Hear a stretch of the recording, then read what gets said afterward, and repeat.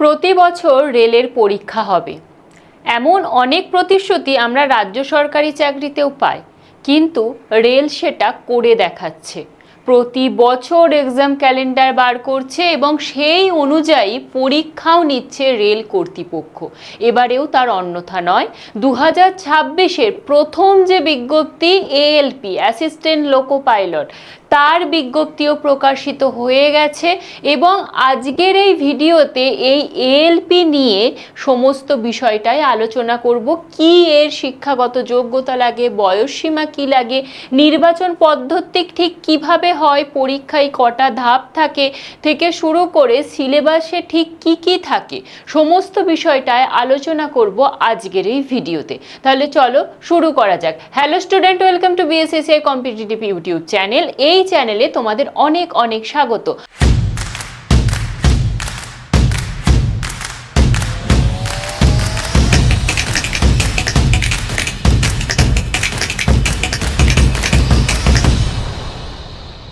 আজকে আমাদের আলোচনার বিষয় হচ্ছে আরআরবি এএলপি 2026। আমাদের 2026-এর প্রথম বিজ্ঞপ্তি রেলের তরফ থেকে, যেটা হচ্ছে এএলপি। এরপরে আমরা দেখব যে এনটিপিসিও প্রকাশিত হচ্ছে এবং তারপরে আমাদের আরআরবি গ্রুপ ডি সেটাও প্রকাশিত হবে। ইতিমধ্যে তোমরা আরআরবি গ্রুপ ডি যেটা 2025 তার ফর্ম ফিল আপ করে ফেলেছো, তার জন্য তোমরা প্রিপারেশনও নিচ্ছ, এনটিপিসির পরীক্ষাও চলছে। তো সমস্ত বিষয়টাই আলোচনা করব আজকের এই ভিডিওতে। তো প্রথমে যে বিষয়টা সেটা হচ্ছে এএলপি। এএলপি কি? এএলপি হচ্ছে অ্যাসিস্ট্যান্ট লোকো পাইলট। এখানে 11,127টা শূন্য পদে তোমার এবারে নিয়োগ হবে। তার ইন্ডিকেটিভ নোটিফিকেশন জারি হয়ে গেছে ইতিমধ্যে। এবার কবে থেকে ফর্ম ফিল আপ শুরু হবে সমস্ত বিষয়টা জানানো হয়েছে, তবে সম্পূর্ণ নোটিফিকেশন এখনো আসেনি। তো সেই বিষয়গুলোই কিন্তু আলোচনা করব, ততক্ষণ পর্যন্ত জুড়ে থাকতে হবে। তো প্রথম যে বিষয়টা সেটা অবশ্যই এটা একটা স্থায়ী কেন্দ্রীয় সরকারি চাকরি এবং ছেলে মেয়ে উভয়েই আবেদন করতে পারবে। বলে রাখি, রেলের চাকরিকে আমরা সোনার চাকরি বলি। ঠিক কেন সোনার চাকরি, কি কি সুযোগ সুবিধা থাকে, এটা যদি তোমার জানতে ইচ্ছা করে তাহলে অবশ্যই বলবো ডেসক্রিপশন বক্সটা একটু ভিজিট করো। সেখানে কিন্তু এইরকমই একটা ভিডিও দেওয়া আছে যে রেলে আজ তুমি যদি জয়েনিং করো তোমার ঠিক বেতন কতটা বৃদ্ধি পাবে, তুমি ঠিক কি কি প্রমোশন পাবে, শুধু বেতন নয় ছুটি কত দিনের পাবে, তাছাড়াও আর কি কি সুযোগ সুবিধা তুমি পেতে পারো, কেন রেলকে সোনার চাকরি বলা হয়, মধ্যবিত্তের স্বপ্নের চাকরি বলা হয়, সেই সমস্ত বিষয়টাই ওই ভিডিওটিতে আলোচনা করা রয়েছে। তো এই যে এএলপি, সেখানে ঠিক কিভাবে প্রমোশন হয় সেটাও একটু দেখে নিই। প্রথমে তুমি এএলপি অর্থাৎ অ্যাসিস্ট্যান্ট লোকো পাইলট হিসাবে নিযুক্ত হচ্ছ। এরপরে তুমি প্রমোশন পাবে সিনিয়র এএলপি হিসাবে, তারপর তুমি লোকো পাইলট হবে এবং এই যে পদ, সেই পদের বেসিক পে হচ্ছে 19,900 এবং সমস্ত কিছু ভাতা টাতা অ্যাড করে তুমি ইন হ্যান্ড স্যালারি চাকরিতে ঢুকে পাবে 35,000। এবার এটা যেটা বললাম সেটা কিন্তু 2025 অনুযায়ী।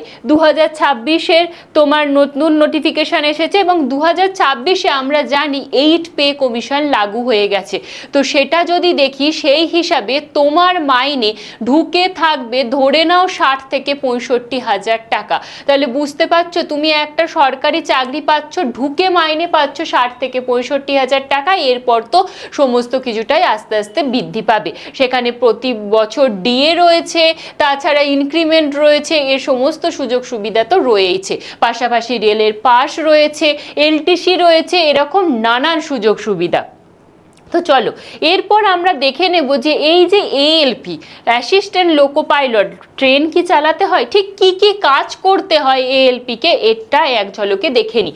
কি করতে হয়? প্রথমেই যেটা করতে হয় সেটা হচ্ছে সিগন্যাল, ট্র্যাক ও ট্রেনের গতি পর্যালোচনা করা।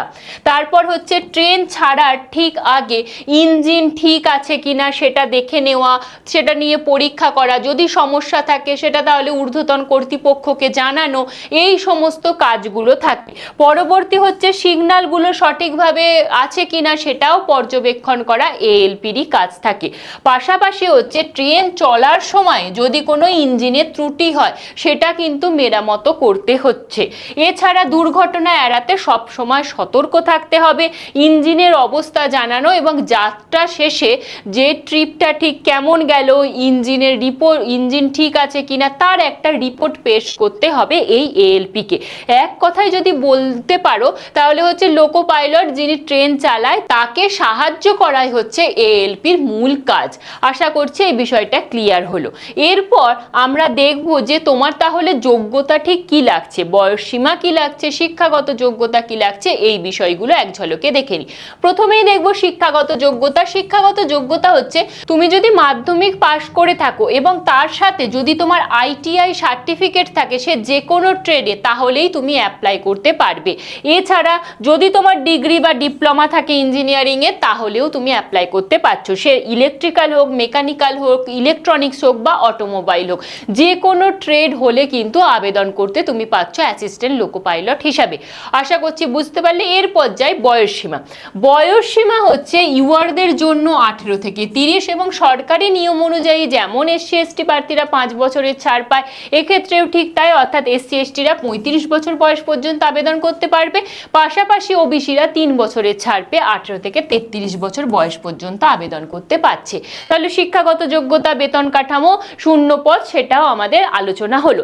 এরপর যে মূল বিষয়টা হচ্ছে তোমাদের সেটা হচ্ছে যে ফর্ম ফিল আপ ঠিক কবে থেকে শুরু হবে। ফর্ম ফিল আপ দেখো শুরু হবে হচ্ছে 15ই মে থেকে। ইন্ডিকেটিভ নোটিফিকেশান 17/3 প্রকাশিত হয়েছে। 15ই মে থেকে তোমাদের ফুল নোটিফিকেশান আসবে এবং তোমার আবেদন করা শুরু হয়ে যাবে। কতদিন চলবে না 14/6/2026 পর্যন্ত তুমি ফর্ম ফিল আপ করতে পারবে। এই গেল ফর্ম ফিল আপের বিষয়।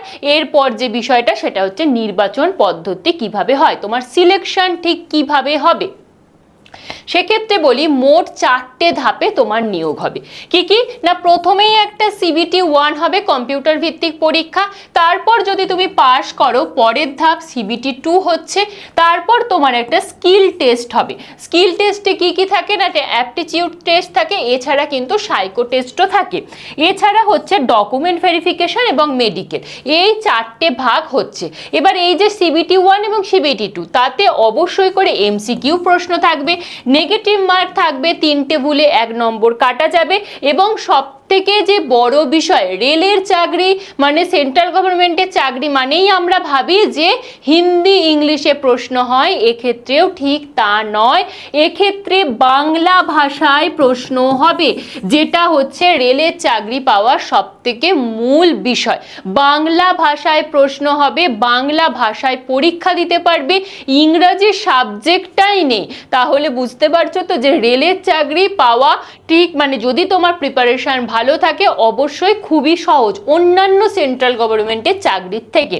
তো চলো এরপর দেখে নিই যে CBT 1 বা CBT 2 তে কি থাকে। CBT 1 তোমার হচ্ছে 75 নম্বরের MCQ টেস্ট থাকে। সেখানে কি কি থাকে, ম্যাথমেটিক্স থাকে, জিআই রিজনিং থাকে, জেনারেল অ্যাওয়ারনেস কারেন্ট অ্যাফেয়ার্স থাকে আর জেনারেল সায়েন্স থাকে। এই করে তোমার 75 নম্বরের একটা পরীক্ষা হয়, টাইম থাকে 60 মিনিট। এতে তুমি পাস করলে, পাস করে কাট অফে এলেই তোমার কিন্তু CBT 2 দিতে পারবে। CBT 2 তে দুটো ধাপে পরীক্ষা হচ্ছে, দুটো ধাপে মানে পেপার 1 পেপার 2।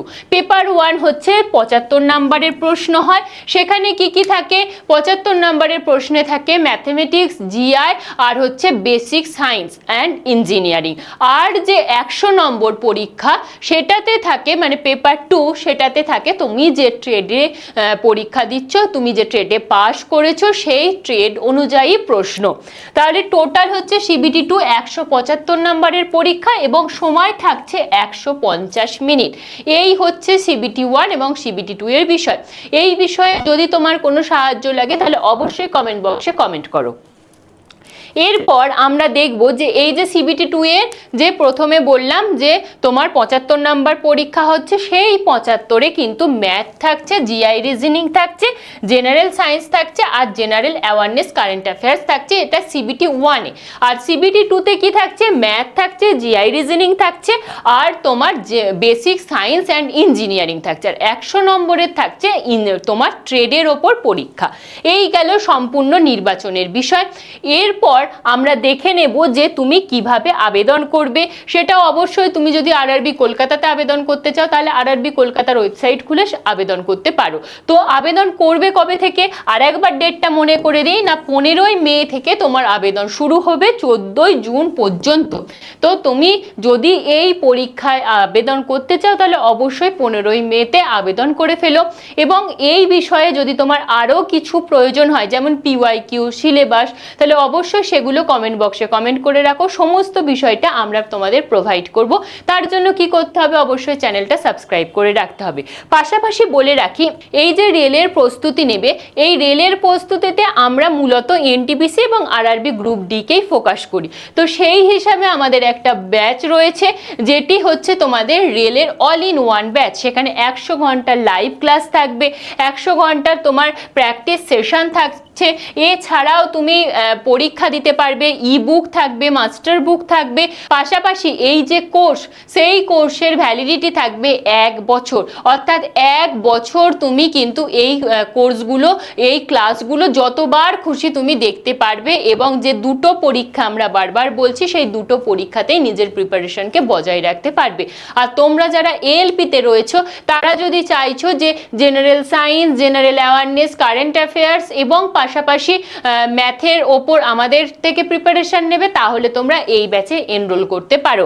এই গেল টোটাল বিষয়। তো কিভাবে এনরোল করবে? আমাদের অ্যাপ রয়েছে BSSCI ডিজিটাল লার্নিং অ্যাপ। সেই অ্যাপটি ডাউনলোড করলে সেখানেই কিন্তু পেড কোর্স সেকশানে গিয়ে পেয়ে যাবে। সেখানে কি তুমি কুপন কোড দেবে YT106। এই কুপন কোড দিলে তুমি কিন্তু স্পেশাল ডিসকাউন্ট পাচ্ছ। পাশাপাশি আমার ফোন নাম্বার 9674431123, এই নাম্বারে হোয়াটসঅ্যাপ করতে পারো। এবার বলে রাখি, যদি তোমরা মনে করো যে ALP বিষয়ে ভালোভাবে প্রিপারেশন নেবে, কিংবা তোমার যদি PYQ প্রয়োজন হয়, কিংবা তোমার যদি সিলেবাস প্রয়োজন হয়, তাহলে অবশ্যই কমেন্ট বক্সে কমেন্ট করে রাখো। তাহলে এই চ্যানেলেই আমরা সেই সমস্ত বিষয়গুলো প্রোভাইড করব। পাশাপাশি আমাদের যদি অ্যাপটা ডাউনলোড করে নাও, সেই অ্যাপেতেও কিন্তু আমরা সিলেবাস, PYQ আলাদা আলাদা সেকশন রয়েছে, সেখান থেকে তোমরা এগুলো ডাউনলোড করে নিতে পারবে। আজকের মতো এই পর্যন্ত। সবাই খুব ভালো থেকো, প্রিপারেশন বজায় রেখো। মনে রেখো, RRB কিন্তু দুটো পরীক্ষা দিতে পারছো। তো সুতরাং এখন থেকে খুব ভালোভাবে প্রিপারেশন নাও। Thank you.